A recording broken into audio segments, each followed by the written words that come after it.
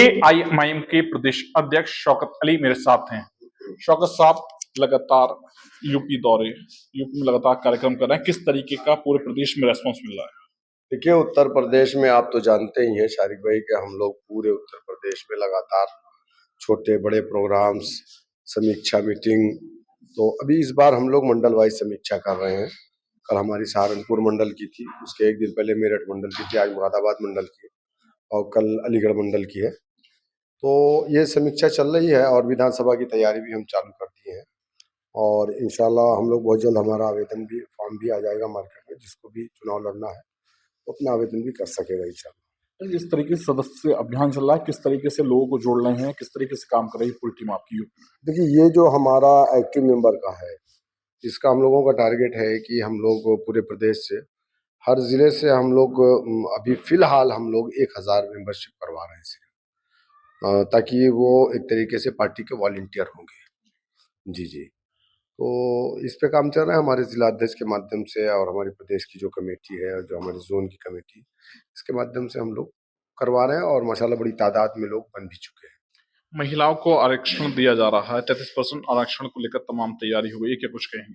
देखिए, महिला आरक्षण के हक में हूँ मैं और दूसरी चीज़ ये है कि एक चीज़ सरकार को इसमें करना चाहिए, क्योंकि सबसे दबा कुचला वंचित शोषित समाज अगर कोई है तो वो मुसलमान है। धर्म की बुनियाद पे नहीं, पिछड़ेपन की बुनियाद पर मुस्लिम महिलाओं का अलग से उसमें रिजर्वेशन में हिस्सा होना चाहिए।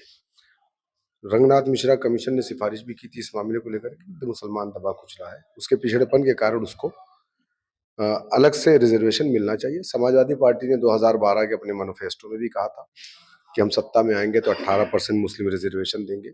सत्ता में आए, पूर्ण बहुमत से आए, लेकिन रिजर्वेशन देने की बात तो दूर है, रिजर्वेशन पे बात भी नहीं की है। तो सरकारें तो मुसलमानों को सिर्फ इस्तेमाल करती है और इनको वोट को बेवा के माल की तरह लूटती है, लेकिन देने को कुछ नहीं देती। हुकूमत किसी की भी रही हो, लेकिन निज़ाम में कोई तब्दीली नहीं। निज़ाम हमेशा वैसे ही चला, मुसलमानों के खिलाफ चला।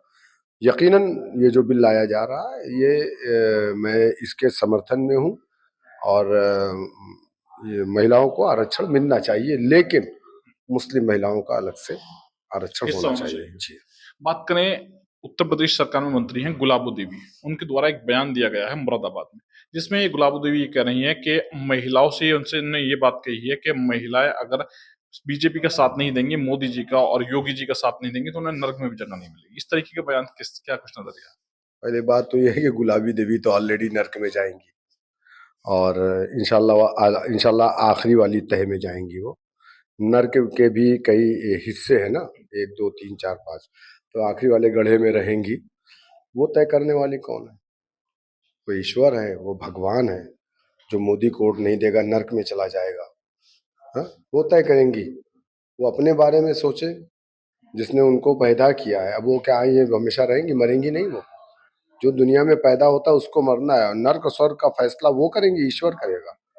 वो कौन होती है? ईश्वर है क्या, या ईश्वर का अवतार है?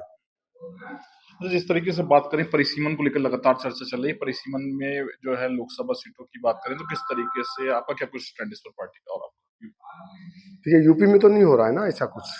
यूपी में भी हो सकता है। नहीं, ये लोकसभा की जो सीटें बढ़ाई जा रही है ना, हाँ बिल्कुल 800 के से प्लस की जा रही है ना पूरे हिंदुस्तान में। अब नहीं मालूम, अब उसका मैं तो अभी उस पर स्टडी नहीं किया हूँ। देखते हैं क्या है। यूपी में भी मेरे ख्याल से 100 प्लस तो बनेगी लोकसभा। तो अब देखते हैं सरकार क्या है, किस तरीके का ड्राफ्ट लेके आती है। अभी तो मैंने उसको देखा नहीं। यूपी की बात करें तो किस तरीके से आगामी चुनावी मैदान में उतरेंगे? लगातार मुस्लिम वोटों पर समाजवादी हो, बसपा हो, अलग अलग जो है तुम्हारा लोगों को पार्टियों में जोड़ रही है और मुसलमान वोटों को लेने की तमाम कोशिश की जा रही है। देखिए, समाजवादी पार्टी में अब वही मुसलमान है जो पहले बीएसपी में थे, वो समाजवादी में है। जो पहले कांग्रेस में थे वो समाजवादी में है। जो बीजेपी में थे वो समाजवादी पार्टी में है।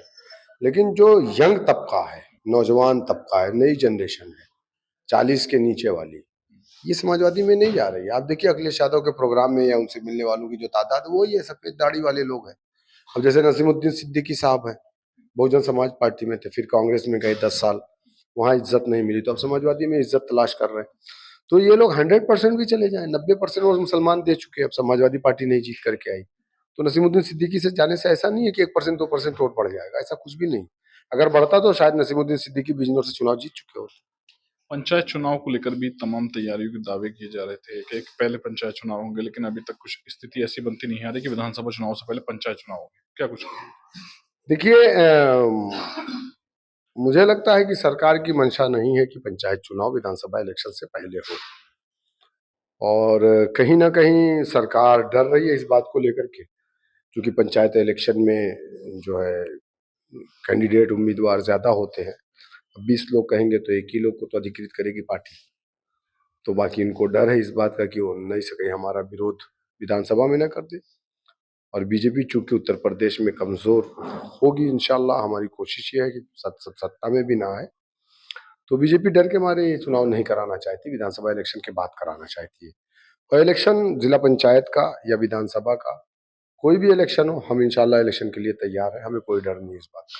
अच्छा, क्या आने वाले समय में किसी पुराने राजनीतिक दल से गठबंधन हो सकता है, या अभी कुछ ऐसा नहीं है यूपी में, या किस तरीके से चुनाव रहेगा? कोई है गठबंधन साथ में या अकेले? देखिए, अभी तो हम काम कर रहे हैं संगठन में। हम समीक्षा, आपने देखा कि बड़ी तादाद में लोग आए थे, 6 जिले 6 मंडल से हमारे पदाधिकारियों को बुलाया था।